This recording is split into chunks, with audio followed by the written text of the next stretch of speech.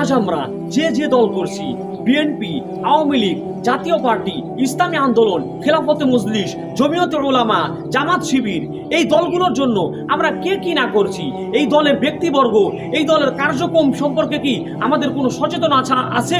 এই দল সম্পর্কে কি আমরা ভালোভাবে জানি?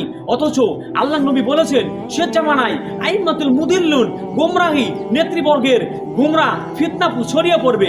এমনকি নবীজি এই ফিতনার ব্যাপারে দাজ্জালের থেকেও বেশি ভয় করতেন। নবীজি বলেন, ফাগাইরুদ দাজ্জাল আখওয়াফু আলাইকুম ইনদি আইম্মাতুল মুদিল্লুন। নবীজি বলেন, আমি তোমাদের উপর দাজ্জালের ফিতনার চাইতেও পথভ্রষ্টকারী নেতৃবর্গের ফিতনাকে বেশি ভয় করি। সুবহানাল্লাহ। ভেবে দেখুন। তাই আপনি জাতীয় পার্টি, ইসলামী দল, আওয়ামী লীগ, বিএনপি, জামাত শিবির, জমিয়তে উলামা যা কেন করেন, সর্ব অবস্থায় আপনার এই দলের ফিতনার ব্যাপারে, এই দলগুলোর কার্যক্রমের ব্যাপারে সর্বাত্মক সচেতন থাকতে হবে।